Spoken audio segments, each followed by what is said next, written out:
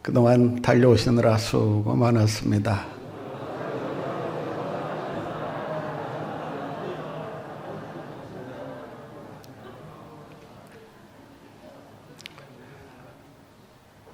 (2022년) 올해 칸느 영화제 시상식에서 감독상을 수상한 바가 있고, 뉴욕타임즈에 올해 10대 영화 중에 하나로 선정된 우리나라 영화가 하나 있습니다. 그 영화 제목이 Decision to Leave, 헤어질 결심이라는 영화입니다. 이 영화의 줄거리는 이렇습니다. 변사 사건을 수사하는 담당 형사와 유력한 살인 용의자로 지목된 한 여성과 이루어질 수 없는 사랑을 시작합니다. 이루어질 수 없는 사랑을 사랑하기 때문에 그 사랑이 결코 오래갈 수가 없었습니다. 사랑해서는 안 될 사람을 사랑한다는 것처럼 힘든 일이 어디 있겠습니까? 그런 일이 없지 않아 일어나는 것은 사실입니다. 그러나 그러한 사랑은 정말 100년에 한 번 나올까 말까한 그런 사랑이 아닐까라는 생각을 해보게 됩니다. 남자는 사랑을 택할 것이냐, 아니면 진실을 파헤치는 정의의 사도로서의 이 형사라는 이 자부심을 지킬 것인가? 이 둘 사이에서 깊은 고민에 빠지던 중에 결론을 내립니다. 잘못된 사랑을 하느니 진실을 파헤치는 형사로서의 자부심을 지키며 사는 것이 더 가치 있는 삶이 아니겠는가. 그래서 그 여자와 헤어질 결심을 합니다. 헤어질 결심을 하는 이 남자를 보면서 또한 헤어질 결심을 하게 됩니다. 헤어지더라도 완전히 헤어질 것을 생각하면서 헤어질 결심을 실행으로 옮기는 그 장면으로 끝이 납니다. 그 헤어질 결심이라고 하는 그 영화가 우리에게 주는 교훈이 있습니다. 새로운 변화와 성장을 도모해 나가기 위해서는 반드시 거쳐야 할 단계가 있는데 그것이 바로 헤어질 결심이라고 하는 것입니다. 물론 결심만 하고 실행으로 옮기지 않으면 그 결심은 그냥 결심으로 끝나버리고 마는 것입니다. 중요한 것은 헤어질 결심을 했다면 그 결심을 삶으로 실천해 나가는 것이 더 중요하다라고 할 수 있습니다. 헤어질 결심을 필요로 하는 것이 비단 잘못된 사랑뿐이겠습니까? 우리의 과거와도 우리는 반드시 헤어질 결심을 해야 될 때가 옵니다. 그때가 바로 한 해를 마감하는 이 송구영신의 때가 아닐까 생각합니다. 더 나아가 이 세상에서의 삶을 완전히 정리하고 떠나야 하는 그 죽음의 시간, 종말의 시간, 그 마지막 시간이라고 하는 그 때가 임했을 때 우리가 반드시 실천해야 될 것이 있다면 헤어질 결심을 하는 것입니다.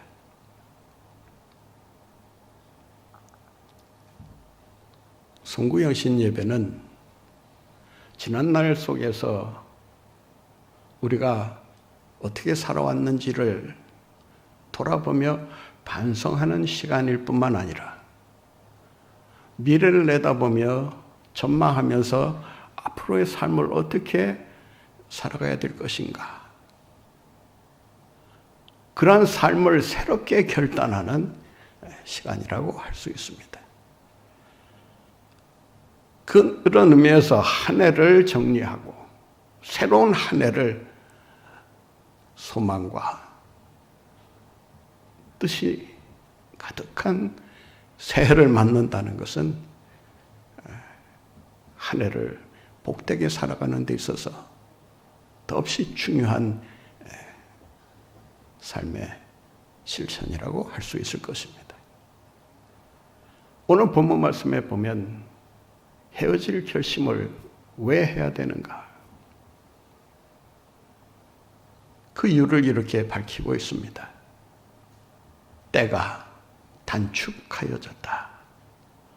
때가 짧아졌다. 그런 말입니다. 본문 말씀 29절을 한번 다시 보겠습니다. 형제들아, 내가 이 말을 하노니 그 때가 단축하여진 고로. 이제 시간이 얼마 남지 않았기 때문에 헤어질 결심을 하지 않으면 안 된다라고 하는 것입니다. 헤어질 결심은 아무 때나 하는 것은 아닙니다. 그 때라고 하는 것이 찾아와야 합니다. 여기서 말하는 때는 헬라어 원문을 보면 카이로스라는 단어를 사용합니다. 카이로스라고 하는 단어와 크로노스라고 하는 이 두 단어의 차이는 아주 명확합니다. 크로노스라고 하는 시간은 그냥 흘러가는 시간을 말한다면, 카이로스라고 하는 시간은 그 흘러가는 시간 속에서 의미심장한 시간, 결정적인 시간, 삶의 전환을 이루어야 하는 그 순간을 의미할 때 카이로스라고 하는 단어를 사용합니다. 1년 365일이 다 중요하지만, 그러나 우리의 삶을 다시금 새롭게 정리하는, 매듭 지을 수 있는 시간은 언제냐? 바로 마지막 날 12월 30일이라고 할 수 있을 것입니다. 다 같은 하루지만 이 하루를 어떻게 보내느냐에 따라서 그 하루가 우리의 평생을 좌우하기도 하고 일생을 좌우하기도 하는 것입니다. 어쩌면 영생을 좌우하는 시간이 될 수도 있다라고 하는 것입니다. 그래서 폴 틸리는 그 시간을 가리켜서 Eternal Now라는 영원한 지금이라는 말을 사용했습니다. 지금이라고 하는 찰나의 시간이지만 이 찰나의 시간을 어떻게 보내느냐에 따라서 이 찰나의 시간이 영원으로 이어질 수 있다라고 하는 것입니다. 영적인 시각으로 보면 이 변화는 엄청난 변화라고 할 수 있습니다.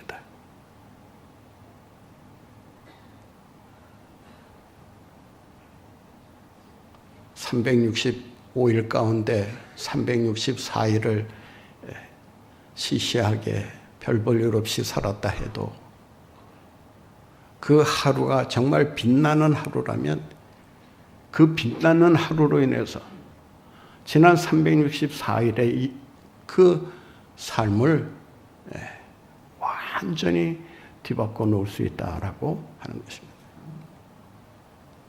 오늘 본문에 보면 5가지 없는 자같이 살라라고 하는 말이 반복해서 나옵니다. 아내 없는 것처럼 살고, 다 쓸 수 없는 것처럼 살고,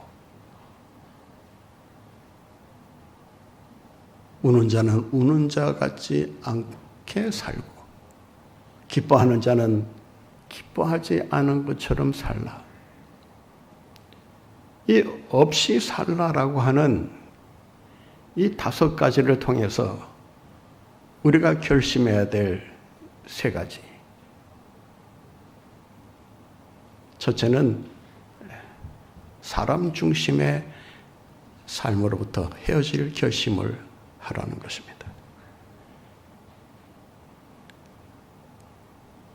아내가 없는 것처럼 살라고 하는 이 말은 아내를 무시해도 좋다라는 말이 아닙니다. 부부 생활은 어떻게 해도 상관없다는 뜻이 아닙니다. 가정의 행복이 망가져도 좋다라는 그런 차원으로 해석할 수 있는 말이 아닙니다. 이 말은 아내에 대한 관심, 그리고 아내에 대한 사랑으로 인해서 정작 사랑해야 될 하나님 사랑, 하나님에 대한 관심을 놓치고 살아갈 위험성이 있다라고 하는 것입니다. 사람 중심의 삶에서 헤어질 결심을 하고 사람 중심의 삶에서 하나님 중심의 삶으로 바꾸어서 살라라고 하는 그런 의미가 여기에 담겨 있는 것입니다. 여러분은 하나님을 얼마나 사랑하고 계십니까? 하나님에 대한 관심을 얼마나 두고 살고 계십니까?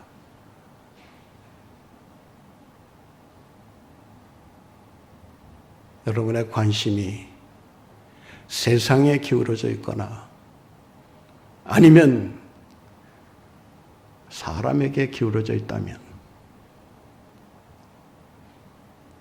그 중심으로부터 빨리 벗어나야 합니다. 인간 중심의 삶을 살아가다 보면 하나님 사랑을 놓치게 되고 사람 위주로의 인생을 살다 보면 하나님이 기뻐하시는 일에 대한 이런 관심을 놓치고 살아가게 되는 것입니다. 종말의 때는 헤어질 결심을 하라는 그런 강력한 신호를 우리에게 전달하고 있습니다. 인간 중심의 삶에서 하나님 중심의 삶으로 전환하라고 하는 것입니다.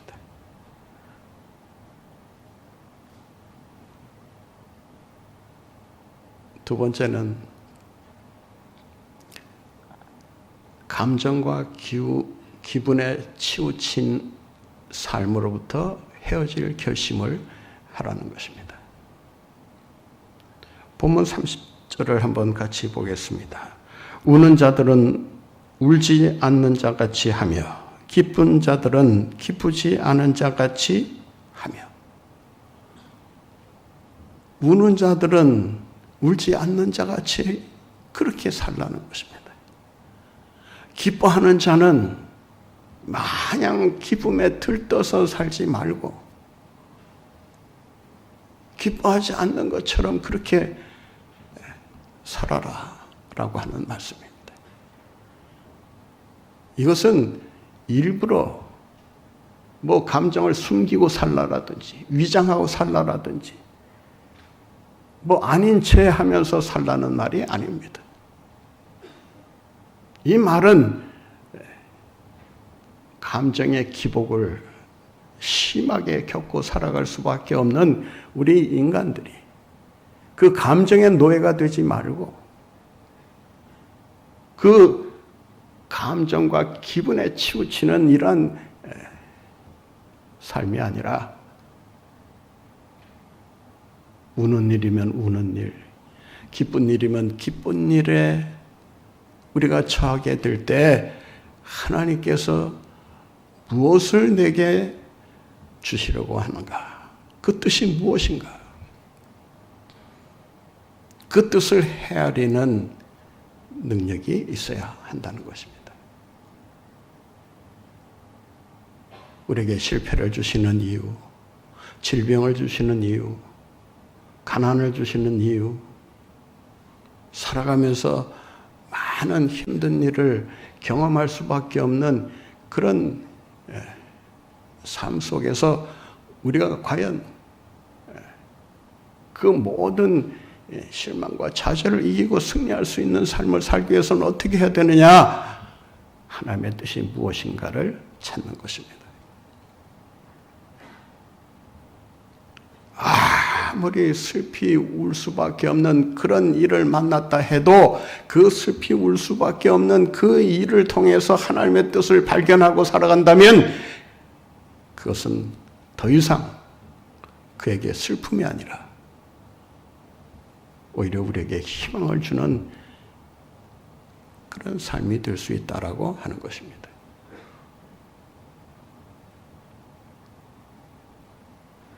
예레미야 29장에 보면 하나님께서 우리의 생각을 아신다라고 하시면서 너에게 내가 주려는 것은 재앙이 아니라 소망이요 축복이다라고 말씀합니다. 기쁜 일을 만났다고 마냥 기뻐하며 살다가 그 기분에 도취되어서 자기 분수를 모르고 나대다 보면 크게 실수할 수밖에 없다라고 하는 것입니다. 감정에 휘둘리지 말고 하나님의 뜻을 쫓아 살아가려고 한다면 감정과 기분에 치우치며 살았던 삶과 헤어질 결심을 해야 한다는 것입니다. 세 번째는 오늘 본 말씀 31절에 이렇게 말합니다. 세상 물건을 쓰는 자들은 다 쓰지 못하는 자 같이 하라. 무슨 말입니까? 상대적인 가치에 휘둘리지 말라는 것입니다. 절대적인 가치, 영원한 가치를 붙들고 살라고 하는 것이 오늘 본문이 우리에게 주는 교훈이라고 할 수 있습니다.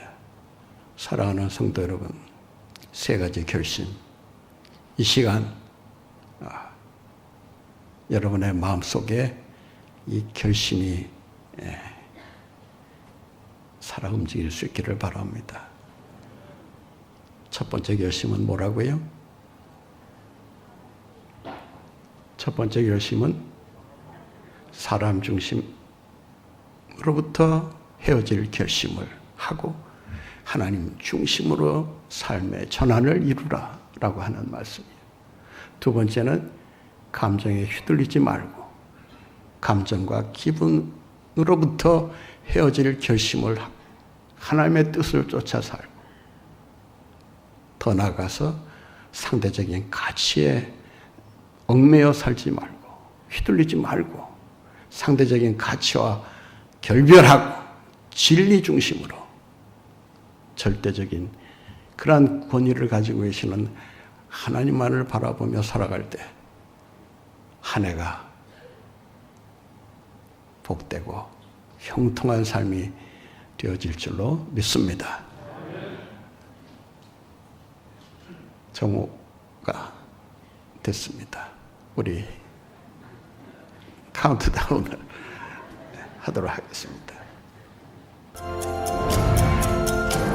9, 8, 7, 6, 5, 4, 3, 2, 1.